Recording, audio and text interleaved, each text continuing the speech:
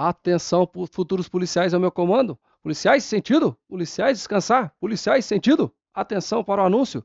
Professor Rodrigo Cordeiro, Instituto Oliver, preparados para levá-los à aprovação? À vontade. Bom, senhores, bom dia, boa tarde, boa noite, boa madrugada. Sejam bem-vindos ao Instituto Oliver. Sou o professor Rodrigo Cordeiro. Estaremos aqui fazendo um revisional para a nossa prova aí da Polícia Federal, parte administrativa. E antes de iniciarmos a aula, eu quero deixar 3 mensagens aqui para vocês. Ó. Se você pode sonhar, você pode fazer. Já dizia o Walt Disney. Se um dia eu tive o sonho em me tornar um oficial da Polícia Militar de Minas Gerais. Com a graça de Deus, com meus esforços, eu consegui atingir esse objetivo. E eu tenho certeza que o objetivo de você é se tornar um glorioso policial federal aí da nossa gloriosa Polícia Federal do nosso estado, do nosso Brasil. Então você tem que se dedicar, você tem que manter o foco. E nós estamos aqui para, nessa reta final, fazer esse revisional top, fazer um revisional bacana aqui, bem enxuto aqui, para vocês pegarem os principais pontos do que a gente acredita que possa cair na prova de vocês. E outra mensagem que eu quero deixar para vocês é o seguinte: na vida, meus amigos, para tudo na vida tem 2 Ds. Ou você desempenha, ou você arruma desculpa. É isso mesmo, professor. Então eu preciso emagrecer e não consigo, porque você está arrumando desculpa. E aqui no Instituto Olho, meus amigos, a gente não arruma desculpa, a gente desempenha.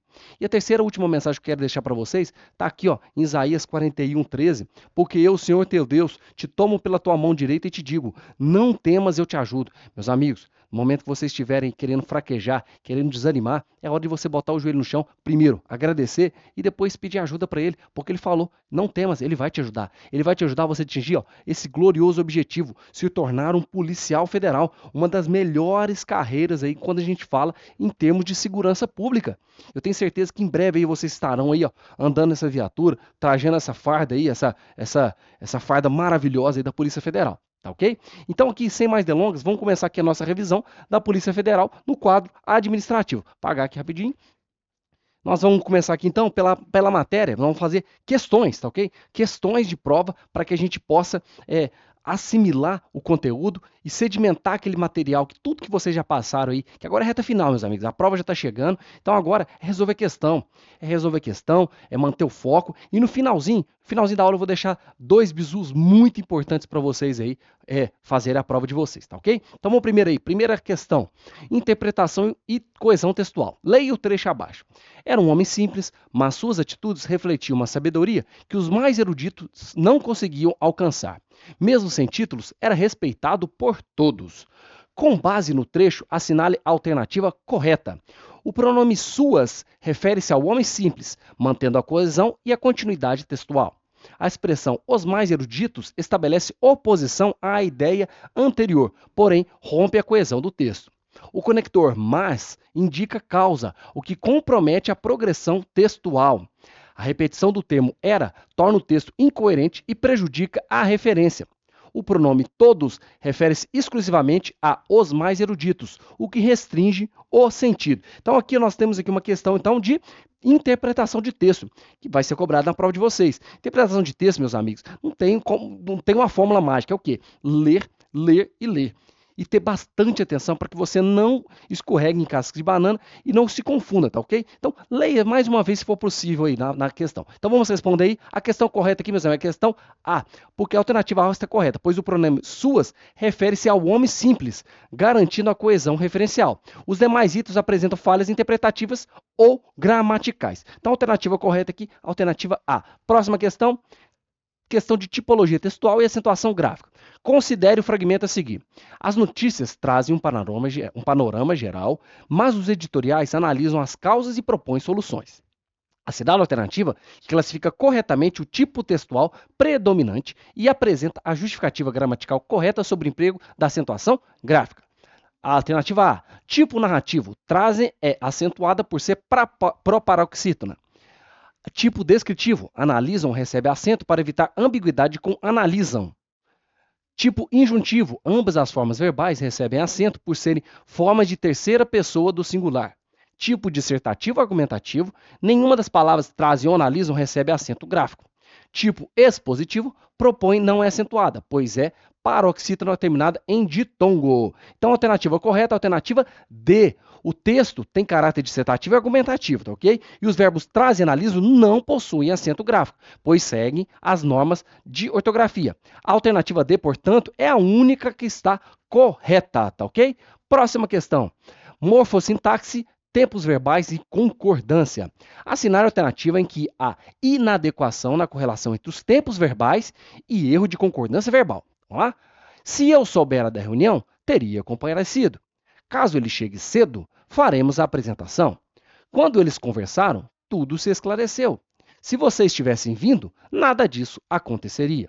Quando ela vê os resultados, sempre se motiva. Então, qual que é aí a questão que na verdade, aqui nós estamos querendo, então, uma questão que está inadequada. Então, qual que está inadequada com relação entre tempo verbal e concordância verbal? A alternativa D, tá ok? Se vocês tiverem vindo, nada disso aconteceria, a alternativa D é a presença, erro de correlação verbal. O pretérito mais que perfeito, composto, tivessem vindo, exige uma sequência no pretérito do subjuntivo. Teria acontecido. E não no presente do indicativo. Aconteceria. A forma correta, então, seria: se vocês tivessem vindo, nada disso teria acontecido. Então, aqui está, nada disso aconteceria. Então, a forma incorreta seria a alternativa D. Todas as outras questões estão em conformidade, tá ok? Pontuação, pronomes átonos e crase. Assinale a alternativa em que a pontuação está correta, o uso da crase é adequado e o pronome oblíquo está corretamente colocado. Enviou-a ontem a carta à secretária com urgência.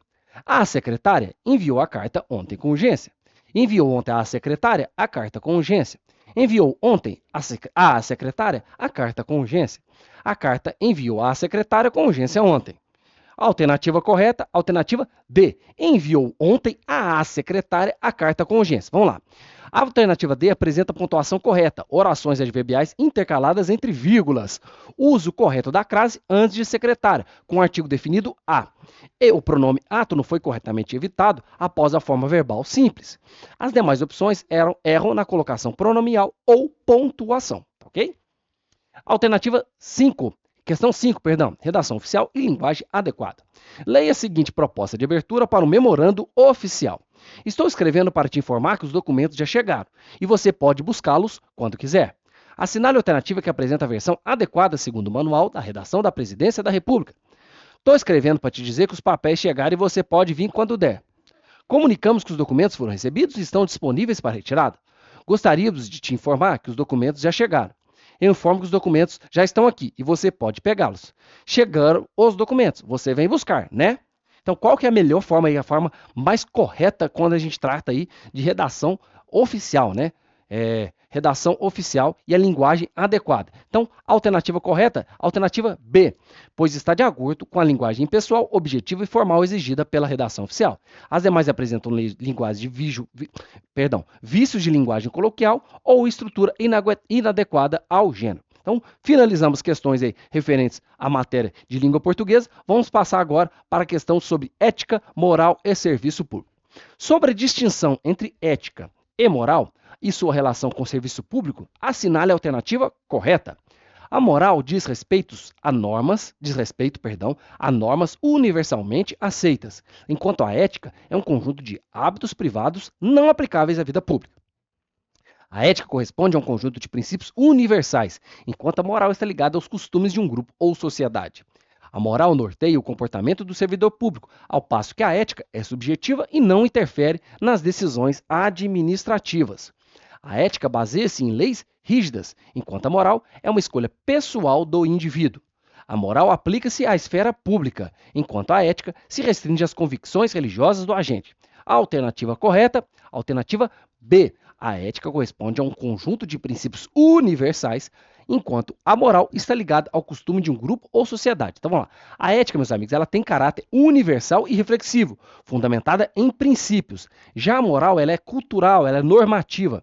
Ela varia de acordo com o tempo e espaço social. No serviço público, a ética se manifesta por meio de condutas orientadas pelo interesse coletivo e pelo princípio da legalidade, sempre observando os 5 princípios aí da administração pública: legalidade, impessoalidade, moralidade, publicidade e eficiência.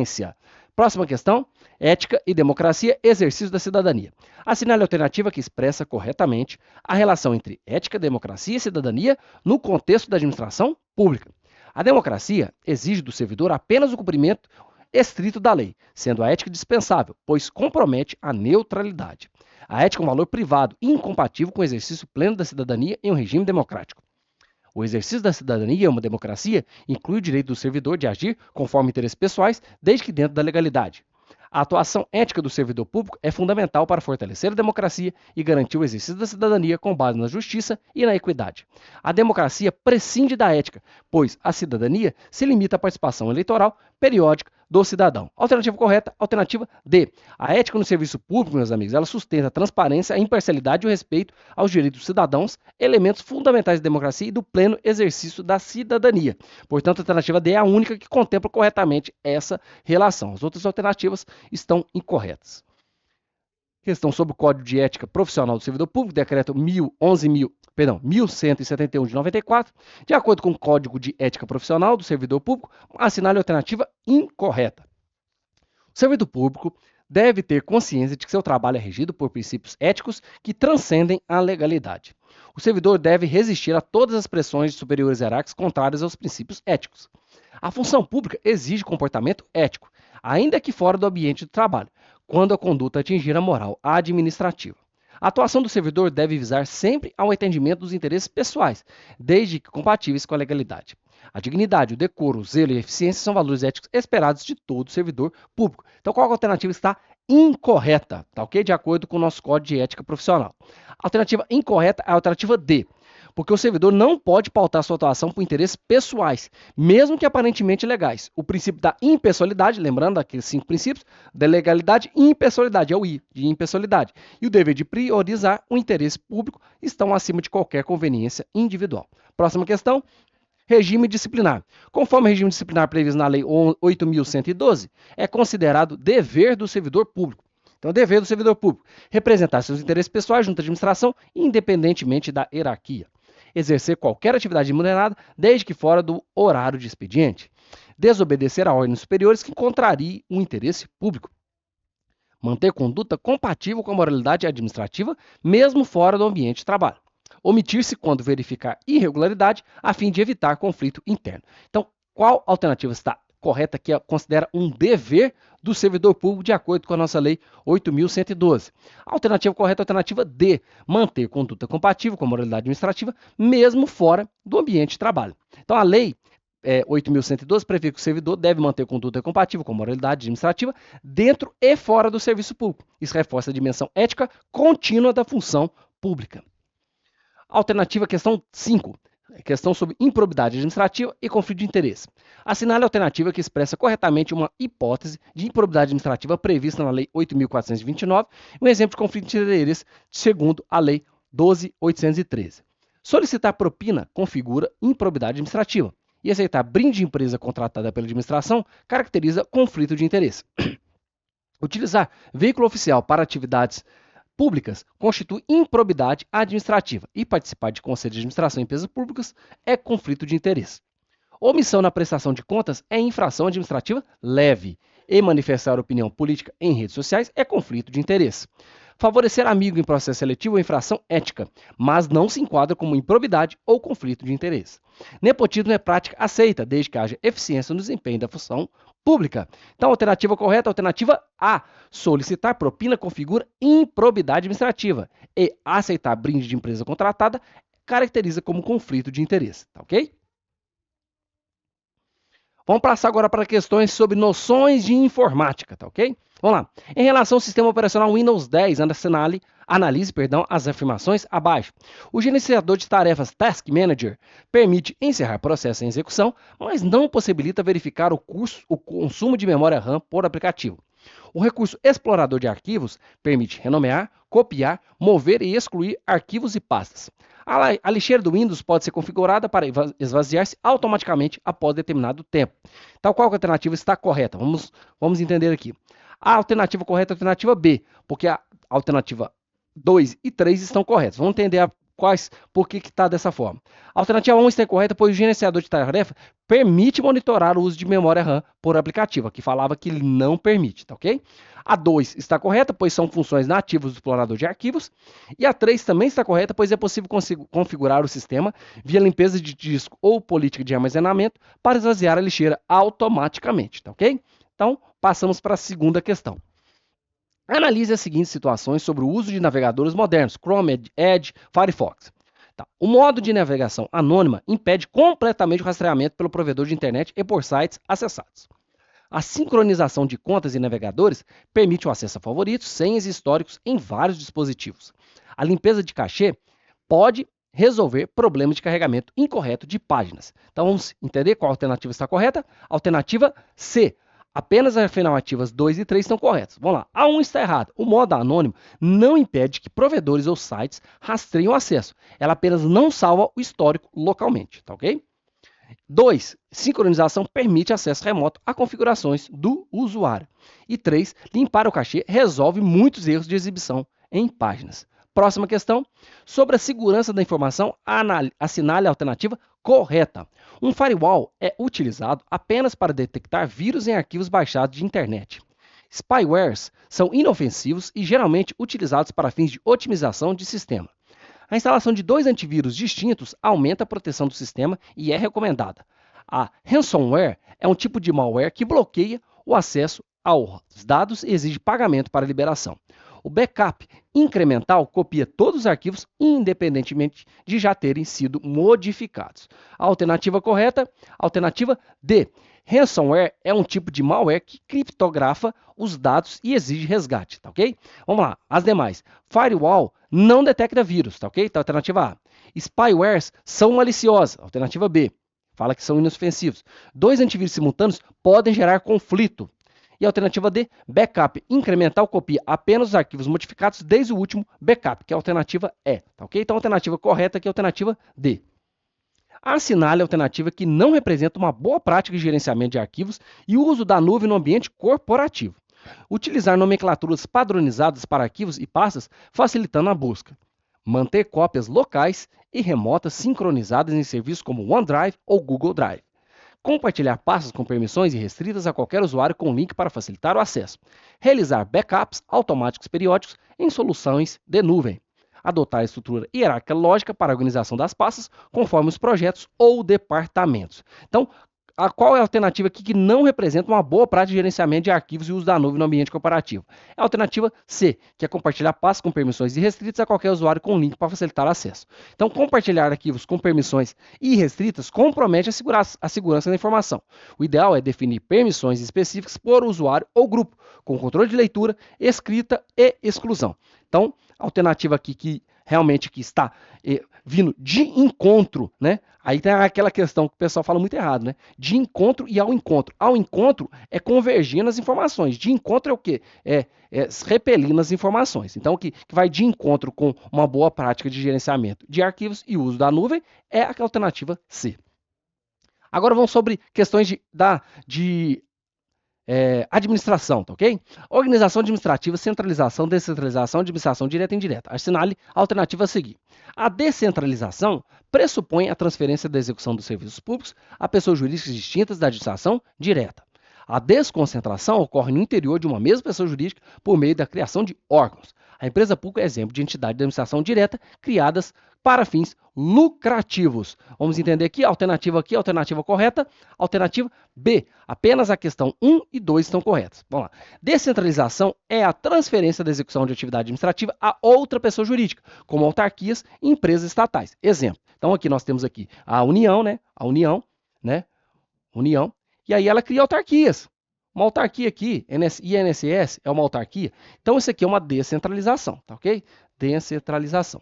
A desconcentração ela é interna. Dentro, por exemplo, do INSS, ela utiliza a desconcentração aqui de determinados órgãos. Então ela é interna. A alternativa 3 está errada porque a empresa pública é da administração indireta, não direta, e pode ou não ter fins lucrativos. Então quando a gente fala de administração direta, são os estados, municípios, a União, tá ok? A administração indireta são as empresas públicas, sociedade de economia mista, fundações públicas e empresas públicas, tá ok? Questão 2. Ato administrativo, requisitos e atributos. Assinale a alternativa que apresenta atributos do ato administrativo corretamente. Quais então são os atributos do ato administrativo? Competência, finalidade e forma. Discricionariedade, imperatividade e legalidade. Presunção de legitimidade, autoexecutoriedade e tipicidade. Presunção de legitimidade, imperatividade e autoexecutoriedade, tipicidade, conveniência e oportunidade. Quais são os atributos do ato administrativo? Presunção de legitimidade, imperatividade e autoexecutoriedade. Presunção de legitimidade, presume-se verdadeiro até prova em contrário. Imperatividade, pode ser imposto de forma unilateral. Autoexecutoriedade, executa-se diretamente sem necessidade de ordem judicial, nos casos previstos em lei ou em caso de urgência. As demais alternativas misturam atributos com requisitos ou características do ato. Então, quando a gente fala em atributos do ato administrativo, a gente pode pegar aqui processo mnemônico PAI, tá ok? Presunção de legitimidade, imperatividade, autoexecutoriedade, tá ok? Então, esse processo mnemônico para facilitar aí os senhores aí e as senhoras na hora da prova. Próxima questão, referente a agentes públicos, espécie e vínculo. Sobre os agentes públicos, assinale a alternativa correta.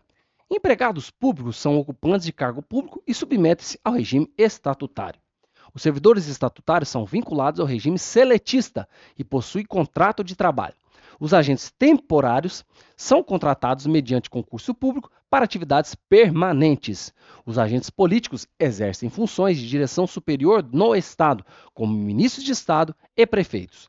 Os agentes honoríficos são remunerados, uma vez que exercem funções de interesse público. Alternativa correta, alternativa D. Os agentes políticos exercem funções de direção superior no Estado, como ministros de Estado e prefeitos. Vamos entender?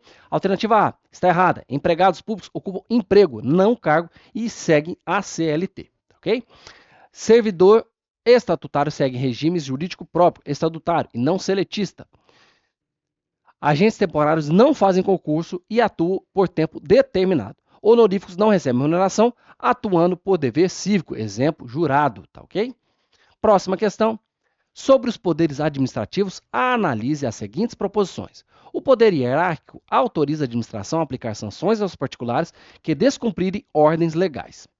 O poder disciplinar permite punir servidores e particulares vinculados à administração por um vínculo jurídico específico. O abuso de poder pode ocorrer tanto por excesso de poder quanto por desvio de finalidade. Alternativa correta, alternativa C. Apenas as proposições 2 e 3 estão corretas. Vamos entender então cada uma delas. A 1 está errada por quê? Aplicar sanções a particulares é exercício do poder de polícia, não do poder hierárquico. O poder disciplinar se aplica a servidores e contratados de administração. E abuso de poder pode ocorrer tanto por excesso, ou seja, extrapolação, quanto por desvio, que é a finalidade indevida. Responsabilidade civil do Estado. De acordo com o regime jurídico brasileiro, marque a alternativa correta sobre a responsabilidade civil do Estado. A responsabilidade civil do Estado por omissão é objetiva, independentemente de comprovação de culpa. Nos atos comissivos, a responsabilidade do Estado depende da demonstração de dolo. A responsabilidade civil do Estado é subjetiva nos atos comissivos e objetiva nos omissivos. A responsabilidade objetiva do Estado decorre da teoria do risco administrativo. O Estado nunca responde por atos praticados por concessionárias de serviço público. A alternativa correta é a alternativa D. A responsabilidade objetiva do Estado decorre da teoria do risco administrativo. A responsabilidade objetiva no Estado brasileiro se baseia na teoria do risco administrativo. O Estado responde sem necessidade de culpa, mas pode se eximir com causas excludentes. A responsabilidade por omissão é subjetiva, alternativa A. Nos atos comissivos não se exige dolo, apenas o nexo e o dano. A C está invertida, tá ok? Então aqui é invertida. A responsabilidade civil do Estado ela é objetiva nos atos comissivos e subjetiva nos atos omissivos. E a E está errada porque concessionárias são responsáveis objetivamente pelos danos causados no exercício do serviço público. Então agora aqui para a gente finalizar a nossa aula, eu quero deixar alguns bizus para a prova de vocês, porque é algo que eu tenho certeza que provavelmente vocês não ouviram em local nenhum. Tá? Bizu de prova. Vai chegar então o dia da prova de vocês e você tem que fazer a prova. Como que eu resolvo a prova? Como que eu faço essa prova, professor? Eu começo da questão primeira até a questão última, ou da questão última até a questão primeira, ou seja, em ordem crescente ou em ordem decrescente. Aí eu vou falar para vocês, nenhum nem outro. Como que nós vamos fazer? Então vamos supor aqui que as questões de prova de vocês aqui sejam 40 questões, tá ok? 1 a 40. Então você não vai começar nem da primeira a 40, nem da 40 a primeira, porque isso aqui quem faz isso aqui é porque está fazendo prova sem técnica. Até para fazer a prova tem técnica, meus amigos, tá ok? O que nós vamos fazer? Quando começou a prova, tocou o sino, iniciou a prova, o que vocês vão fazer? Vocês vão separar a prova por matérias, tá ok? Separa lá por matérias. Aí você separa aqui, separa lá português, informática, legislação, raciocínio lógico, enfim. Você separa por todas as questões por matérias. E como é que você vai resolver as questões? Comece resolvendo as questões que você tem mais facilidade. Isso é normal, gente. Todos nós, sem exceção, temos mais facilidade em umas questões em relação a outras matérias. Às vezes você é melhor em direito constitucional, ao passo que você é pior em informática. Às vezes você está arrebentando em português, mas em raciocínio lógico você não está indo bem. Isso é normal. Então começa fazendo as questões mais fáceis para você. Por quê? Porque quando você faz isso, você gasta menos energia no seu cérebro. E aí na hora que você tiver que resolver as questões em tese mais difíceis, você vai estar mais descansado. Porque se você fizer contrário do que eu estou dizendo, e começar resolvendo primeiro as questões mais difíceis, para depois começar a resolver as questões mais fáceis, vai acontecer algo que eu tenho certeza que já aconteceu alguma vez na sua vida, que é passar errado no gabarito, marcar errado, às vezes está pedindo correta, você marca incorreta, enfim, cometer erros bobos, não porque você não sabe a questão, ou porque isso acontece por quê? Ou porque você realmente está desatento, ou porque você está tão cansado que você erra. Então, evite fazer dessa forma. Então, comece fazendo as questões mais fáceis e deixe as questões mais difíceis para o final. E pode ser que aconteça de você ter que fazer algo que nenhum professor quer que aconteça, que é o quê? Chutar. Acontece? Acontece. Acontece de você ter que chutar, mas não é o ideal. Então, até para chutar tem técnica, meus amigos. Então, vou ensinar para vocês uma técnica que eu utilizo para mim, que ela é uma técnica extremamente eficaz, tá ok? Vamos lá. Vamos pegar aqui, vamos partir da premissa que a prova de vocês tenham 4 questões, tá ok? Vamos lá. Alternativa A, B, C, D. Beleza? Alternativa A, B, C, D. Então, supondo aqui que vocês não sabem nada. Nossa, professor, chega lá, tem que chutar A de amor, B de bola, C de Cristo, D de Deus. Não sei nada. Então, isso representa dizer que vocês, então, têm 25% de chance de acertar, concorda? Porque você vai chutar uma, então você tem 25% de chance de acerto. Então, isso quer dizer o quê? Você tem mais chance de errar do que de acertar. Então, o que eu peço para vocês? É muito difícil, é muito improvável chegar numa questão e você não saber nada. Aí, se você não souber nada, meu amigo, aí você não está merecendo passar nessa prova também, não.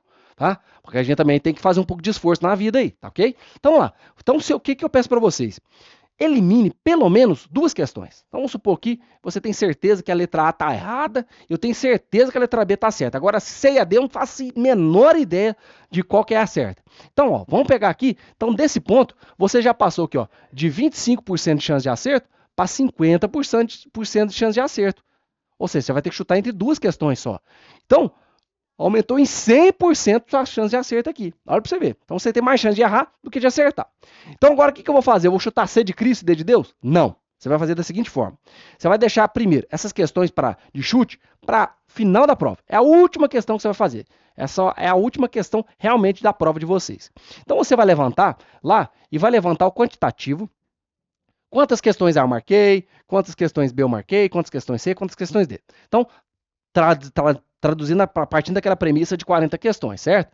Então, é improvável que o examinador distribua dessa forma aqui o gabarito da prova, né? De forma igual, 10, 10, 10, 10.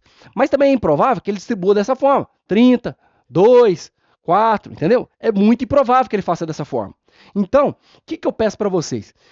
Quando vocês forem fazer o chute, chute naquela questão que você marcou menos. Supondo que eu marquei menos letra C na prova. Então chuta a letra C.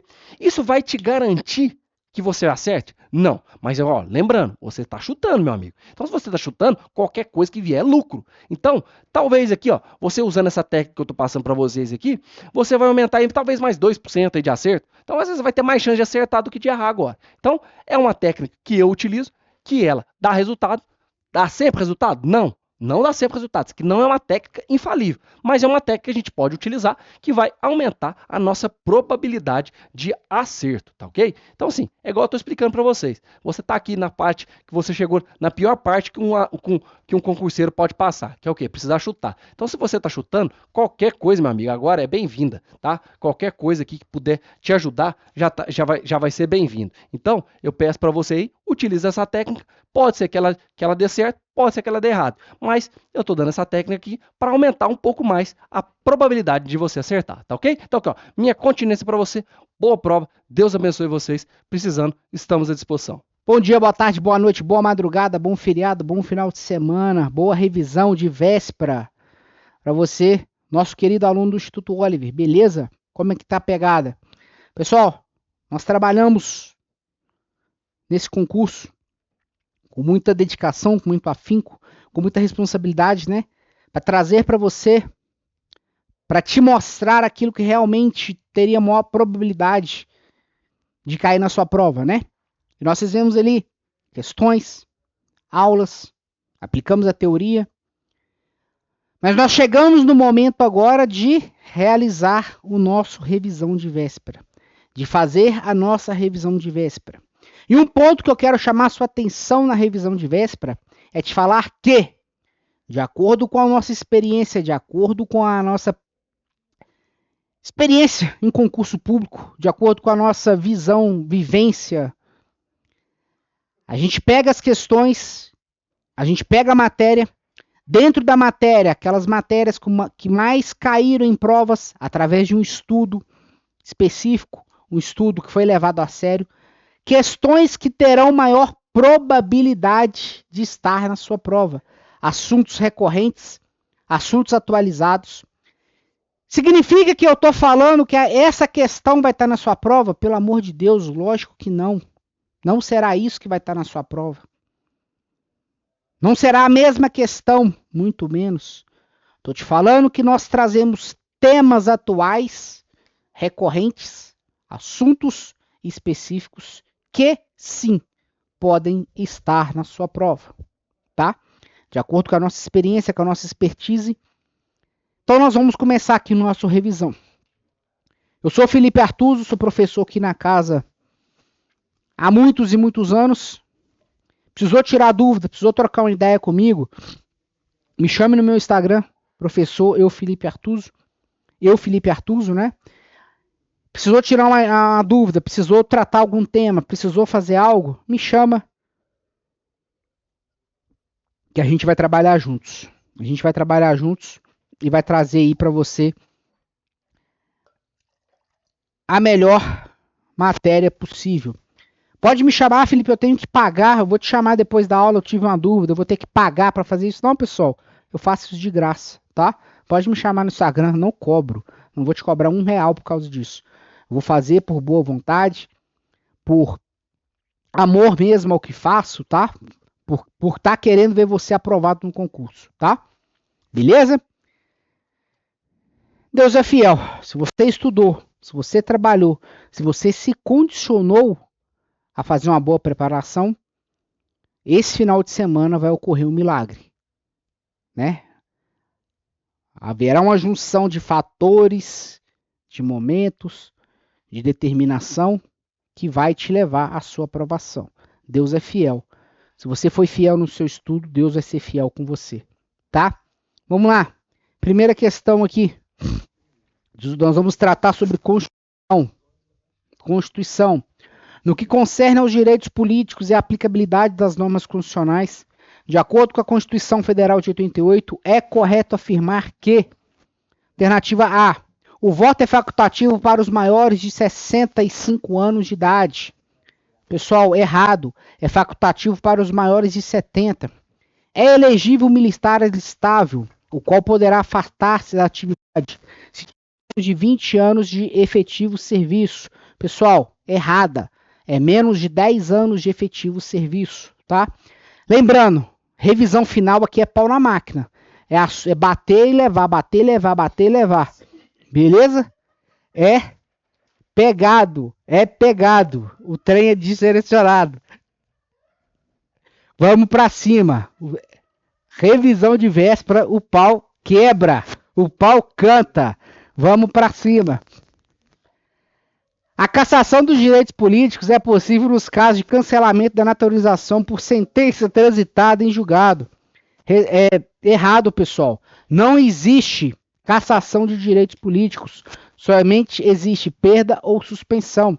A perda ocorre quando o cidadão não cumprir obrigação alternativa imposta por lei, tá? E no caso de condenação por improbidade administrativa. É o que nós temos aqui no artigo 5º da Constituição Federal. Beleza? Vamos lá. Deixa eu pegar o artigo certo para você aqui fazer a leitura.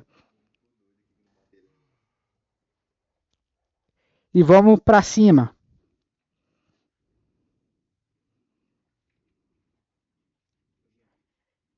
Pessoal, cancelamento de naturalização por sentença transitada em julgado, tá? É nesse caso que ocorre a perda, tá? Cancelamento de naturalização por sentença transitada em julgado. E a alternativa correta é a letra D.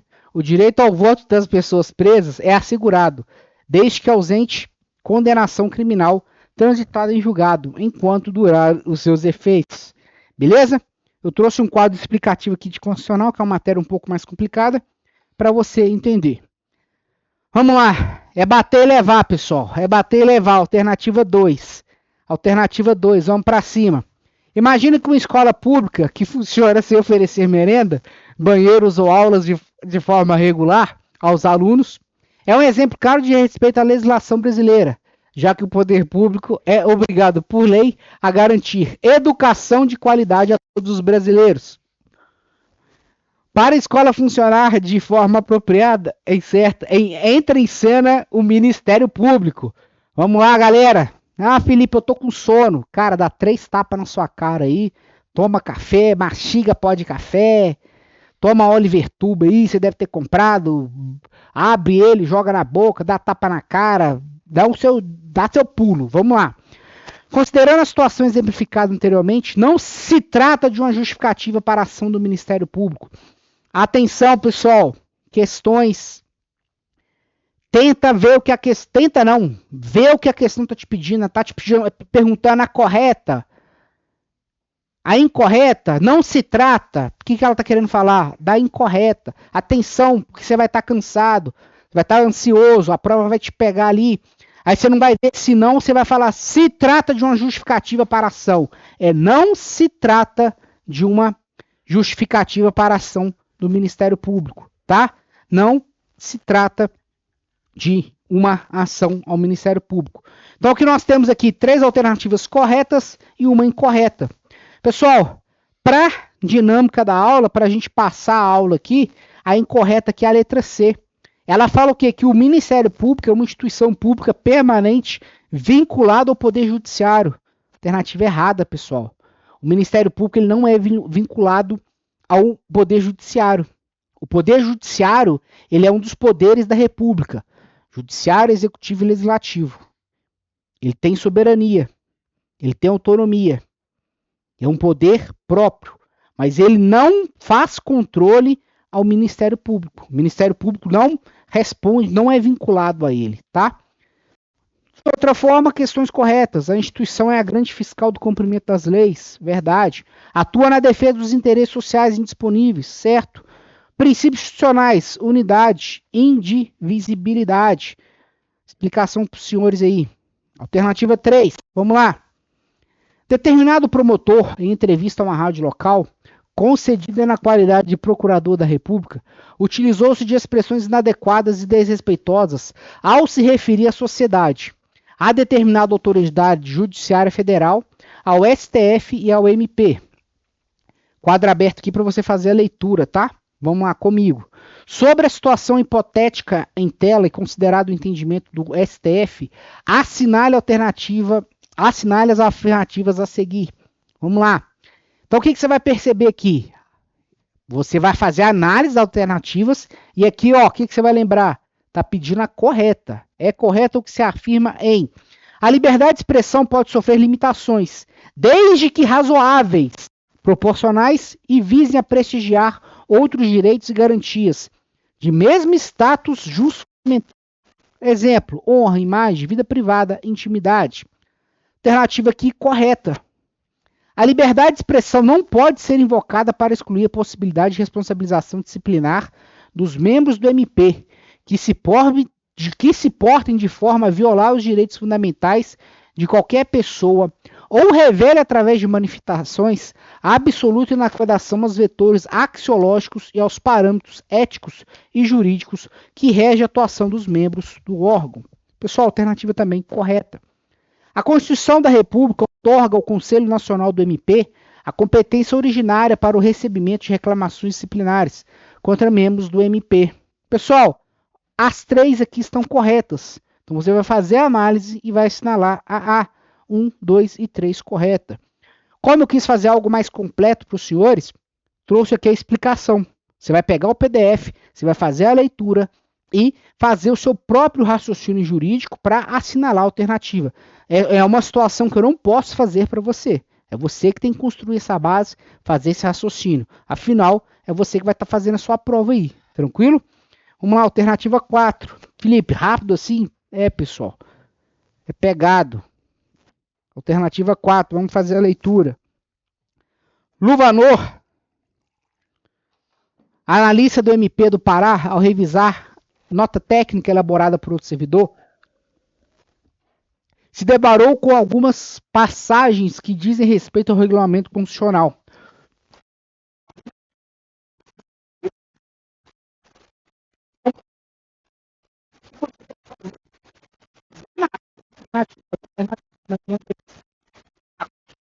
Possibilidade de remoção dos grupos indígenas de suas terras em caso de catástrofe, epidemia, interesse sobre questão correta. Os índios, suas comunidades e organizações são partes legítimas para ingressar em juízo em defesa de seus direitos e interesses. Intervir do MP em todos os atos do processo. Pessoal, alternativa correta. Os programas de amparo aos idosos serão executados preferencialmente em casa de albergado ou estabelecimento adequado, mantido pelo Estado. Pessoal, alternativa aqui incorreta. Não existe essa previsão constitucional. A Constituição, no capítulo relativo do jovem, assim como estabelece a isonomia entre filhos, havidos ou não da relação do casamento. Pessoal, alternativa correta. Temos aqui 3 alternativas corretas e uma incorreta. Alternativa A, apenas uma está incorreta. Já é o gabarito. Por quê? Ele não está perguntando se a 3 está incorreta. Ele falou que somente uma está incorreta. Então você já assinala ela. 3 alternativas estão incorretas? Não tem só uma. 2 alternativas estão incorretas? Não, só há uma alternativa incorreta. Nenhuma alternativa está incorreta. Falso, nós temos uma alternativa incorreta. Eu trouxe para os senhores mais uma vez a explicação de cada questão, tá? Faça o seu raciocínio aí. Qualquer dúvida, me contacta. Beleza? Vamos, pessoal. Sobre a regulamentação da atuação do MP, de acordo com o dispositivo na atual Constituição, é considerado o entendimento do STF assinar a alternativa correta. A intervenção é ato de natureza política excepcional, cujo procedimento envolve os poderes executivo e legislativo, não sendo dado ao Ministério Público legitimidade para a representação ao Poder Judiciário para sua provocação. E aí? B. É constitucional o dispositivo de Constituição Estadual que permita a recondução ao cargo de Procurador-Geral de Justiça sem limites de mandato, tendo em vista o parâmetro estabelecido na Constituição para o procurador. Pessoal, errado, tem limite sim de mandato, tá? O MP dos estados formarão lista tríplice dentre integrantes da carreira, na forma da lei respectiva. Escolha de seu procurador-geral. Após a aprovação da respectiva Assembleia. Não, pessoal, não é maioria absoluta. Não obstante a autonomia institucional que foi conferida ao MP pela Carta Política, permanece na esfera exclusiva do Poder Executivo a competência para instaurar o processo de formação das leis orçamentárias em geral.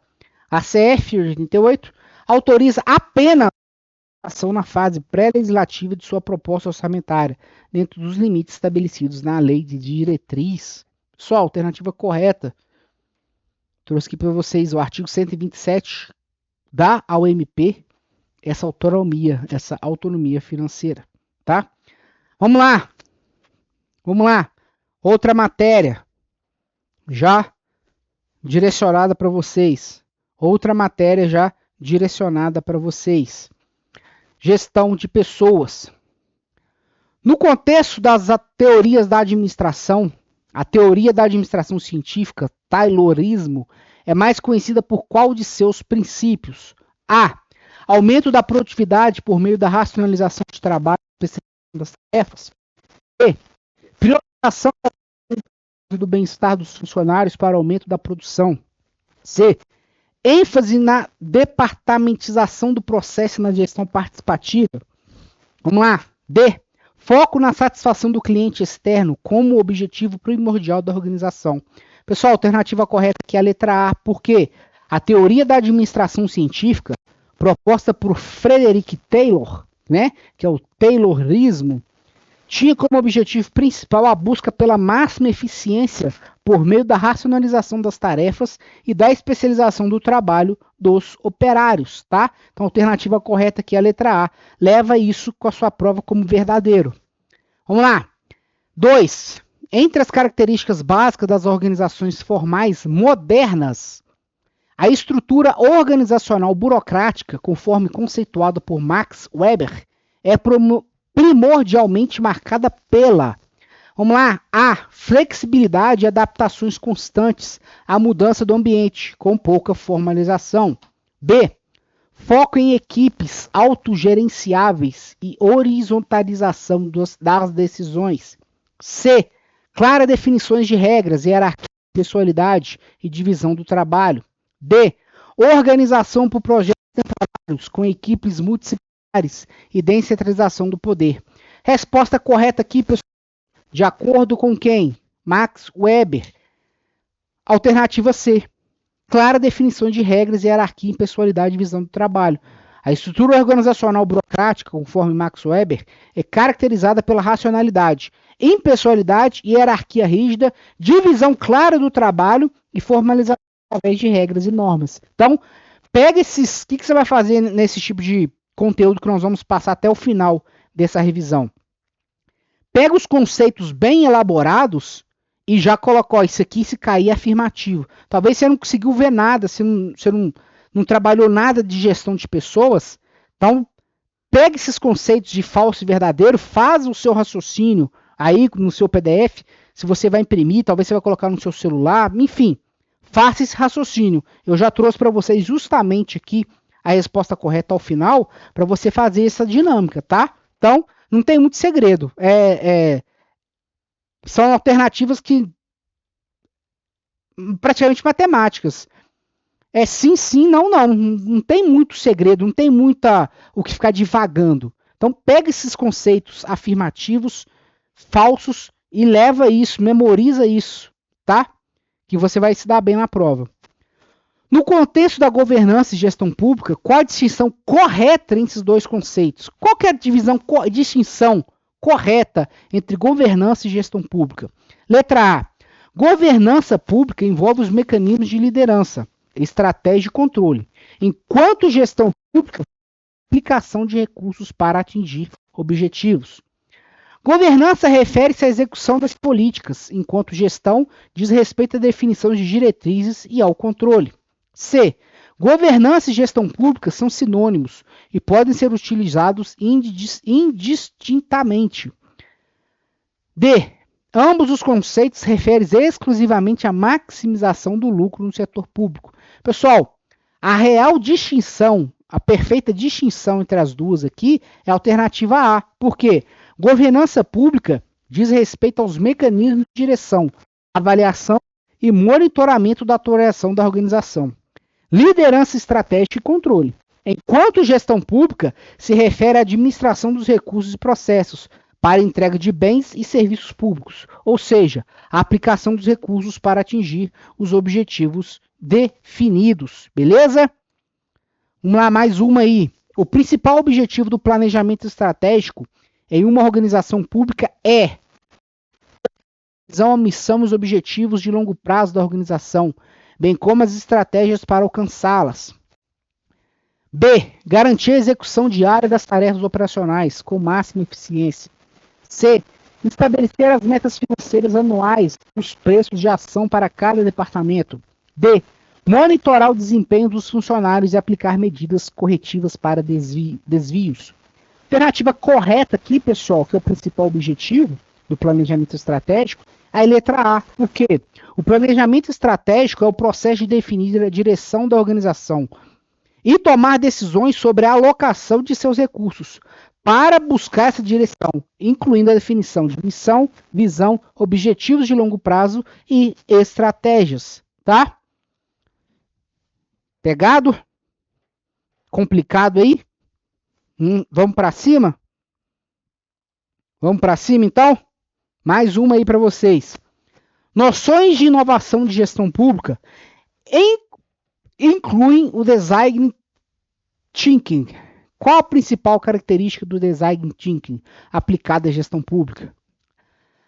Resolver problemas complexos com foco na experiência do usuário.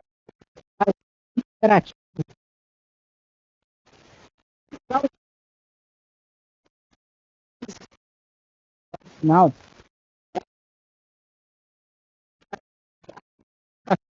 Ideias. Customização ou variação prévia. Pessoal, alternativa correta, a letra A, porque o inglês aqui é para me desculpar. Vamos lá. É uma abordagem de inovação centrada no ser humano. Busca através de empatia com o usuário, ideação, prototipagem e teste interativo. É um processo colaborativo. Beleza, pessoal? Então, nós tratamos os principais temas que eu acho que pode estar na sua prova. E agora a gente já começa outra definição. Gestão de contratos e recursos materiais. Já toma outro café, mastiga outra cafeína aí. Vamos para cima. Tá pesado, tá pegado, mas a gente tem que passar essa matéria. A gente tem que fazer esse jogo rápido. É revisar o final. É os últimos instantes para a prova. Não dá tempo aqui de eu ficar dando aula, de eu ficar fazendo uma explicação teórica, dogmática, institucional. Não dá, pessoal. Não dá. É fazer o rápido aqui, revisão final, você decorar conceitos. Cara, se você tiver sem tempo, você vai pegar somente todas as verdadeiras. De todas as questões que eu passei aqui. Você vai pegar só as verdadeiras e vai passar. Beleza? Então, é revisão final. A Lei 14.133 de 21, que trata de licitações e contratos, agora nós vamos tratar, só voltando aqui, também já estou ficando confuso. Nós vamos tratar de noções de gestão de contratos e recursos materiais. Outra temática. Vamos lá. É regida por diversos princípios. No caso, a Lei 14.133. Dentre as opções a seguir, qual representa corretamente um princípio fundamental dessa lei? Qual que é, pessoal? A. A livre negociação dos preços com qualquer fornecedor sem necessidade de procedimento formal. B. A padronização de todos os bens e serviços a serem contratados, independentemente da diversidade de necessidades. C. A seletividade das propostas apresentadas, priorizando empresas com maior capital social. D. A moralidade, a impessoalidade, a publicidade, entre outros, visando a obtenção da proposta mais vantajosa para a ADM. Resposta correta é a letra D, porque esta lei, lá no artigo 5º, elenca diversos princípios, incluindo os mencionados, e reforça o objetivo de buscar a proposta mais vantajosa, que considera fatores além do preço. Beleza? Vamos lá, alternativa 2 dessa nova temática. Quadro aberto aqui para você fazer a leitura. Na gestão e fiscalização de contratos ADM, qual é o papel primordial do fiscal do contrato? Alternativa A. Aprovar todas as faturas e pagamentos sem conferência prévia da entrega dos serviços ou bens. B. Acompanhar e fiscalizar a execução do contrato, garantindo que os termos pactuados sejam cumpridos e registrando irregularidades. C. Realizar negociações diretas com a contratada para alterar cláusulas contratuais sem autorização superior. D. Decidir unilateralmente sobre a aplicação das penalidades à contratada, sem a devida justificativa. Pessoal, alternativa aqui correta. Letra B. O papel primordial do fiscal do contrato é garantir o fiel cumprimento do objetivo contratual, acompanhando a execução, verificando a qualidade e a quantidade dos serviços ou bens, e documentando quaisquer desvios ou irregularidades. Beleza? A alternativa B, então, é a alternativa correta. E já vamos para a próxima. Cara, pegado. É pesado. Eu sei que o ritmo está acelerado, mas a gente tem que fazer um serviço aqui de qualidade para os senhores, tá? Então, respirar fundo aí. Eu sei que tá difícil, você tá ansioso, você tá no manejo aí e nós vamos para cima, tá? Vamos para cima. Só um minuto aqui, atualização. Vamos lá. A gestão de estoques no contexto de recursos materiais tem como principal objetivo a priorizar a compra de materiais de menor custo, sem considerar a qualidade ou prazo de entrega. B. Minimizar o custo total de estoque, equilibrando os custos de pedido, armazenagem e falta, garantindo a disponibilidade quando necessário. C. Eliminar completamente a necessidade de estoques, utilizando sempre o sistema de entrega just in time. D. Acumular a maior quantidade possível de materiais para evitar qualquer risco de desabastecimento, independente dos custos. Alternativa correta, pessoal, a letra B, porque as gestões de estoques buscam otimizar o nível de inventário para atender a demanda de forma eficiente, evitando excessos e faltas e minimizando os custos associados a todas as etapas do processo. Tá? E vamos lá, mais uma questão. No processo de recebimento e armazenagem de materiais, qual a principal importância da etapa de conferência? A. Confirmar se os materiais recebidos correspondem à nota fiscal e ao pedido de compra em quantidade, qualidade e especificações. Pessoal, já é a correta, né? Mas vamos ver as outras. B. Dispensar o processo de armazenagem, pois a conferência já garante a qualidade dos materiais. Não, pelo contrário.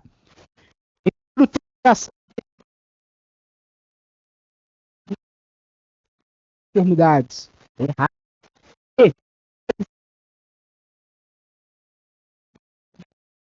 De entrada também errada. Então, está correto o que eu estou fazendo. Além de apontar correto, eu estou trazendo a explicação para vocês, material completo. A etapa de conferência é crucial para garantir que o que foi entregue está de acordo com o que foi solicitado e documentado, tanto em termos de quantidade quanto de qualidade e especificações técnicas, tá? Então, a alternativa correta é a letra A. No âmbito de gestão patrimonial, qual é a finalidade principal de realização do inventário de bens? A questão que ela está especificando. Inventário de bens. A. Atualizar e verificar a existência física e o estado dos bens permanentes da organização, confrontando-os com os registros contábeis. B. Controlar a entrada e saída de consumo do almoxarifado. C. Definir os preços de venda dos bens públicos no mercado. D. Autorizar a compra de novos equipamentos sem necessidade de orçamento prévio. E aí, pessoal? E aí? Vamos lá. O inventário patrimonial é um levantamento detalhado de bens permanentes da organização, com o objetivo de verificar sua existência, localização, estado de conservação e confrontar essas informações com os registros contábeis, garantindo a fidedignidade do controle. E aí? E aí? Pessoal, a alternativa correta é a letra A, né? Bate de acordo com a especificação. E eu já vou trazer para vocês aqui mais um tema. Nós vamos tratar agora de legislação aplicada a PF. Mais um tema aí que será recorrente e vai estar na sua prova. Vamos lá. Conforme a Lei 7.102, que dispõe sobre a segurança para estabelecimentos financeiros, assinale a alternativa correta. E aí, qual que é a correta? Alternativa A. Os estabelecimentos financeiros que realizem guarda de valores e movimentação de numerários devem possuir sistema de segurança aprovado pela PF.